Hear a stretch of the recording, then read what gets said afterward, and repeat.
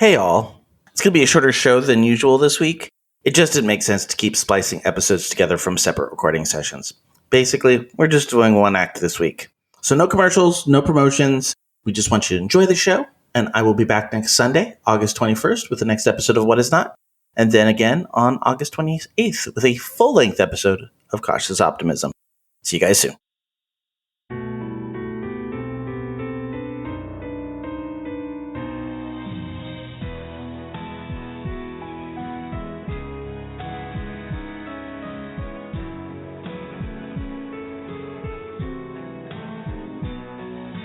And now, as the dice roll, brought to you today by Really Cool Switches. Never again flip a switch accidentally with Really Cool's patented switch covers. Make the switch to Really Cool Switches.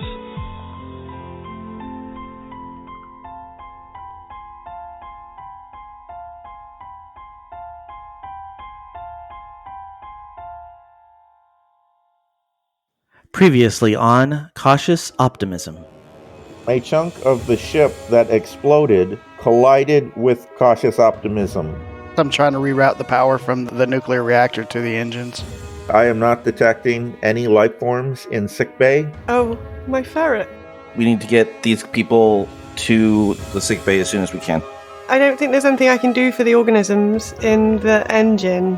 I think it's going to take about a week before we have the FTL drive back again. It looks like we're going to need to do a little bit of rationing, starting with water. I do not believe it would be wise to waste any on coffee. Why did you make me think the ferret was dead? I did not say it was dead, simply that I could not detect its life signs in sickbay.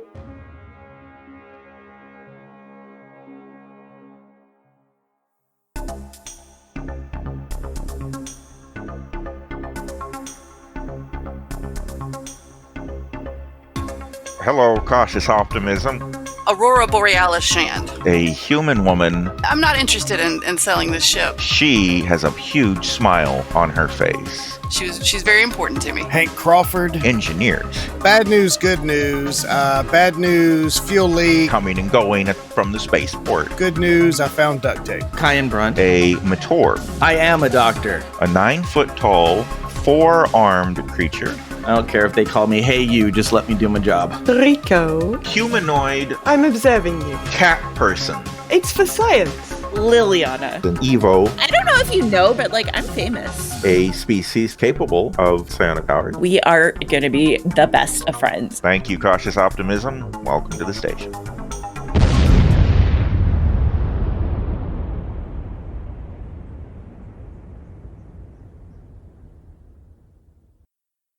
Rico and Shipcom had determined that if you use 2 days worth of your food rations to create a kind of super paste to put the little microbes into, there is a chance, if everything goes super well, i.e. Rico succeeds by 4 or more on her sciencing roll, then the microbes will reproduce super fast and you might be able to get the old faster than light engine online. If it doesn't work out, you will have used up 2 of your 7 days worth of food. And we will starve. And you will starve. And you will starve. Well, some people will starve, not all of us. So Rico went to have a look at the hydroponics bay to see if there was anything extra in the hydroponics bay, because if you remember, Liliana had been keeping everybody else out of the hydroponics bay, up to and including Shipcom. Yeah. Okay, so when Rico first walks into the hydroponics bay, it's been expanded, to your surprise. There are more hydroponics counters, shelves, or whatnot set up than there used to be. The grow lights have been expanded, and there seems to be a lot more activity going on. As you look around, the plant life, it looks like all the plants are alive, but the radiation has caused some damage. There's a lot of brown spots. There's a lot of leaves that are falling off. The cherry tomatoes all appear kind of wrinkly and weirdly discolored in a way that would make you hesitate to eat them. And it kind of looks like most of the plants are in that state where you imagine they'll recover in time. But at the moment, there's not really anything that you would be comfortable eating yourself or feeding to the microbes. Fair enough. Shipcom, Beep, beep, boop. do you happen to remember how many bays of lights and things we had in the hydroponics bay? Initially, we had 2 shelves of hydroponics. That was what I thought. There's a lot more than 2 shelves of hydroponics in here now, you know. I do not know the details. I know that Liliana has spent a great deal of time in this space. Huh. And where did these cherry tomatoes come from? And what is all this? There's a lot of... Wow. There's all sorts of different types of... I mean, I'm not very good at distinguishing salad-based goods, but there's a lot of greenery in here that looks like the sort of thing that humans eat. Interesting. Unfortunately, my sensors are not specific enough to help you identify these plants. I mean, I'm not going to eat them, so I'm not going to eat any of these anyway. Sure. So I'm not hugely interested myself, Shipcom. It was just an idle curiosity. I wonder what Liliana was planning. Well, whatever it is, yeah, I don't think these are going to help us, unfortunately, in our gamble. I guess I need to go and talk to the captain. Where is the captain? I am detecting Rory's signature on the bridge. Okay, I'll go to the bridge. All right. A moment later, Rory, as you're overseeing the flight at sublight speed away from the exploded ship, the door opens and Rico appears. Hello, Captain. Hello? What has Liliana been doing in the hydroponics bay? Not a clue. I mean, what is Liliana ever doing? Well, she seems to have made it bigger. She's also been growing lots of those, little cherry tomato things that you all like. Okay. Rico pulls a little bit of a face while she's saying this. There's also lots of other, sort of salad-type stuff in there that I think you all like. I mean, it's all dead now and irradiated, obviously, because that's what happens when you fly it through lots of radiation. But, yeah, none of it's useful for the engine organisms. But, yeah, she seems to have been expanding the hydroponics bay a lot and growing stuff in it. Oh. That you might want to eat. Oh, well, that's good news. I don't understand. Why can't the microorganisms eat rotting vegetable matter? Well, because that's not going to make them any...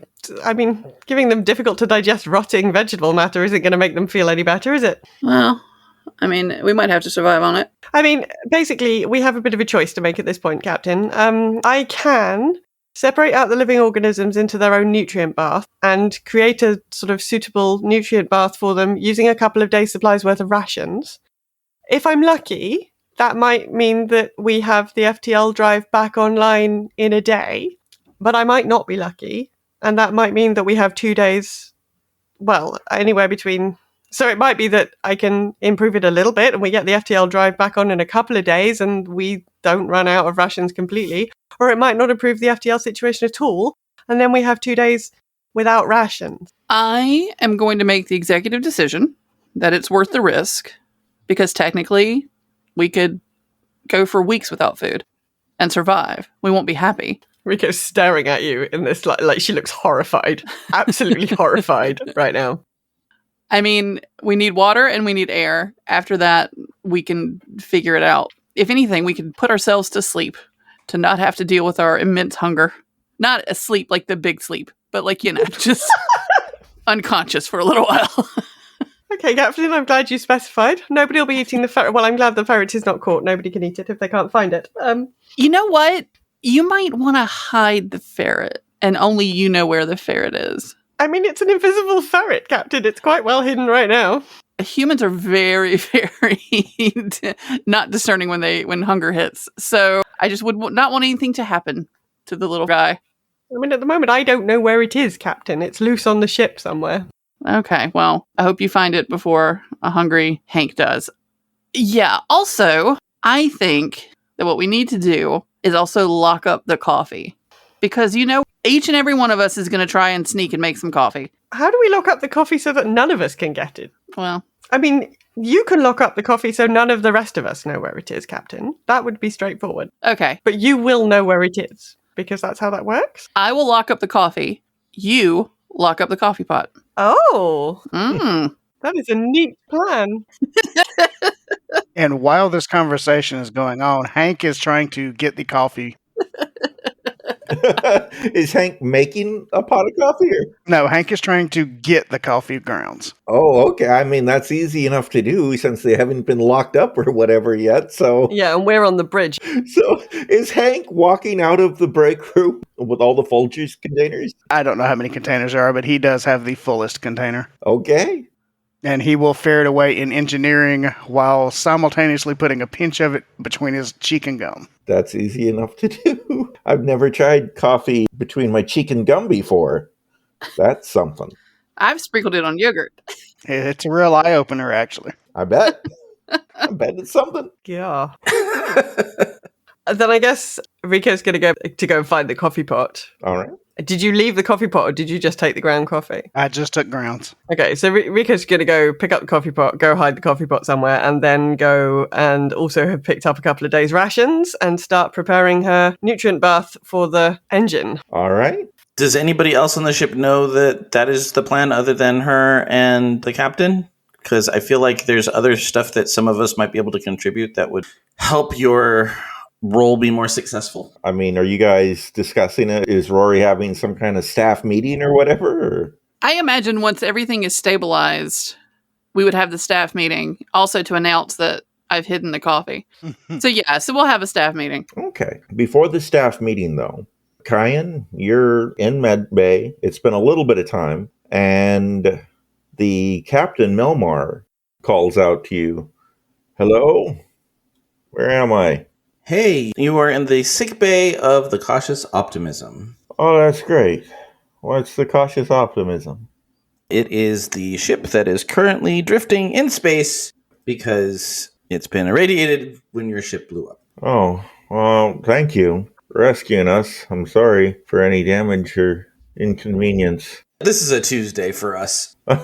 Hey, do you have any blue apples? Don't think we do. I haven't seen any. Why? Any particular reason? Oh, I'm sorry. I'm having a hard time thinking straight. Do you have any food? Any water? I'm starving. We are going to be rationing everything because we don't have a lot of supplies right now to get us to a place where we can restock.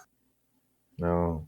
We're in a little bit of hurt right now as far as all that goes. How's my crew? You have one individual who is severely compromised because of radiation poisoning. We have him in a cryo chamber in order to hold him in stasis until we can get him to a medical facility. The rest of your crew, well, the other two people that we brought on board are stable. Okay. The one in the chamber, what do you think his chances are? GM, what does Kyan think his chances are? If you get him to a real hospital, 50-50. He probably has about a 50-50 chance if we can get him to a good medical facility pretty soon. Oh, considering what we've been through, it's not bad. Here, I have something that might help. He reaches into his spacesuit pocket and pulls out a little device that looks kind of like a communicator, except instead of a microphone and speaker, it's just a small handheld device with a switch. One of those cool switches where you have to lift up the lid and then flip the switch. So there's no way to flip it on accident because the lid's covering it. Okay. He holds it weakly out to you and he says, "This is a distress beacon. If you turn it on, it'll signal the company that we work for. They may be able to send a ship to save us." Okay. What company do you guys work for? Yep. I have that written down. Yep. Okay, I got it.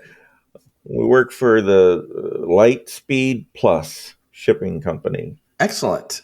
I'm assuming he's kind of facing the guy. He puts his finger up to his nose and says, "Toenail." What? Toenail? Doc, I think the radiation is getting to you.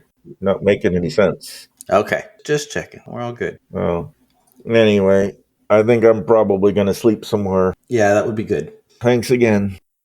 And he starts to drift off. All right. Shipcom, can you patch me through to the captain, please? Captain Rory, your communicator goes beep beep boop. Go for Rory. Hey, Captain. The captain of the other ship has just given me a distress beacon that should put us through to their parent company, possibly as a way to get us some aid a little bit faster. I don't know if somebody wants to come down and grab it. I don't know if you want me to just hit it now. I don't know if you want to look the company up. This gentleman doesn't seem to be associated with the guild in any way. So I'll come get the beacon and then I will do some research on it. Thank you. Excellent. And so I do. All right.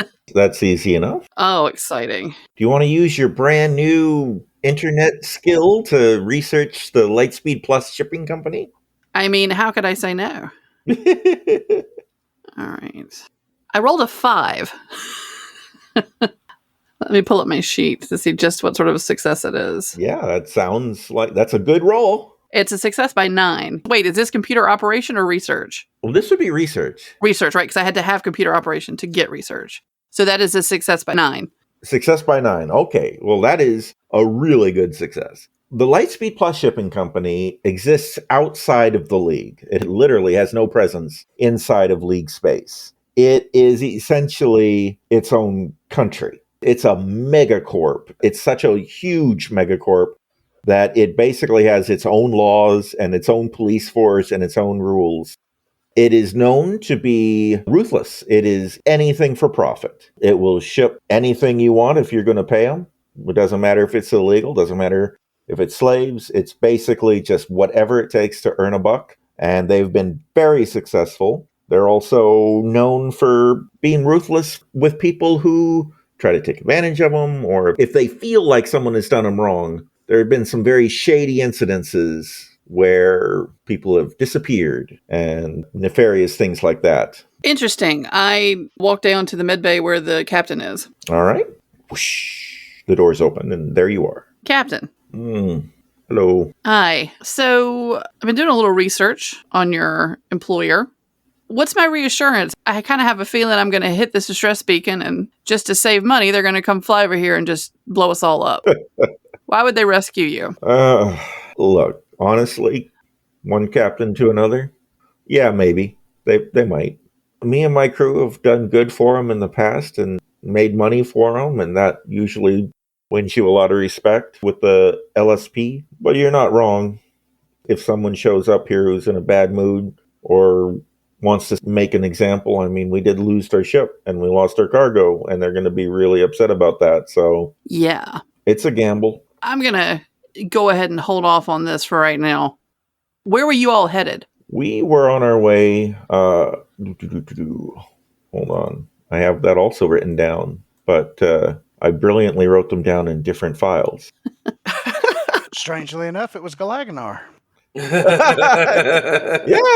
we're on our way right there. No, we're on our way to a planet called Vildon. It's a long ways away from here. What were you taking there? Variety of cargo. It's all been blown up now anyway, so it doesn't matter. Then why not tell me? It's not like we can steal it. Okay, we were transporting some substances which have been known to improve a person's productivity. Yeah, that's what we're going to call it. Where is Cayenne at this point? Is he still in the room with us? Oh, I'm hanging there just checking out all my other patients and definitely keeping an ear out to hear what's going on. So I lean in like I'm trying to whisper, but I know that Cayenne can hear me. Okay. You wouldn't happen to be, I don't know, shipping anything that had more than 2 arms, would you? Huh? No, nothing like. Look, I don't know what your laws are or whatever, but it wasn't people. It was drugs. In some places, illegal narcotics. I don't even know if you would consider them illegal. They give you a real big high. They give you a ton of energy. They let people work for days without sleep. Sometimes people have heart attacks, and that bothers some folks. Well, I think drugs are wrong, and that people who sell them are dumb. But that's your business, and I'm not going to get into it. Cayenne cocks an eyebrow. We here on the Cautious Optimism just like to say no. Since when? Hank walks in. I was trying to refrain. Good job I'm not here right now. Okay, back to coffee chewing. All I'm saying is, I'm going to hold off on this beacon. If you looked up vulnerable in the dictionary, it would be a picture of the ship. So we're just going to lie low for a little bit, see if we can get the drive back online, and then we'll see what we can do. It's in the differential diagnosis of things that we can use, but I'm not going to do the distress beacon just yet. That's fair. That's why I hadn't triggered it myself. I was going to wait till I could come up with a good report for the company. But the doc here makes it sound like we might be in a bad way and going to run out of food or something. So I just wanted you to know it's an option. Well, I appreciate that. And I hope you have a comfortable and speedy recovery. I'm going to go back to the cockpit and put the immediate space people out of an airlock trigger back in my pocket. Go back to the cockpit. All right.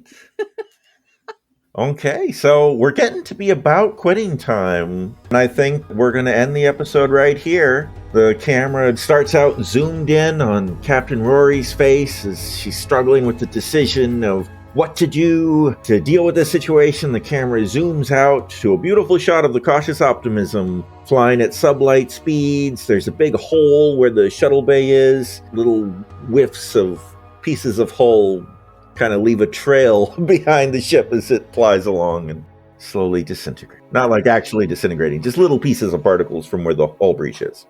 I feel like even though we can't see the ferret, I feel like the audience can see the ferret, and so it like shows a little picture of the little ferret like looking out a window. No. That's perfect.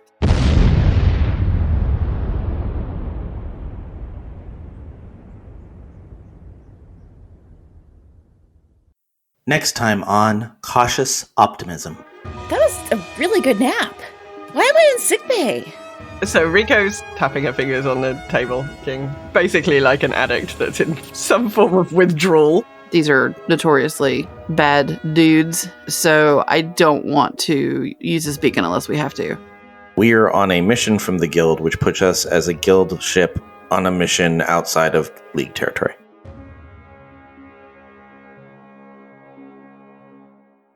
You've been listening to As the Dice Roll. The As the Dice Roll intro music is The Soap Opera by James Bowers. You can find and license his music through Pond5 at pond5.com. All the rest of the music in this episode is by Darren Curtis and can be found at darrencurtismusic.com. The opening voiceover is by our very own Rob Sometimes. You can find his podcast at comicbox.libsyn.com. And the As the Dice Roll logo was created by Maricel Edwards. Check out her book No Great Matter at msedwards.com. As the Dice Roll is a proud member of the Geek to Geek Media Network. Check out other Geek to Geek shows, streams, and content at geektogeekmedia.com. If you'd like to contact the show, you can send an email to podcast@asthedicerollcast.com. Individual players and GMs' social media can be found on our website at asthedicerollcast.com.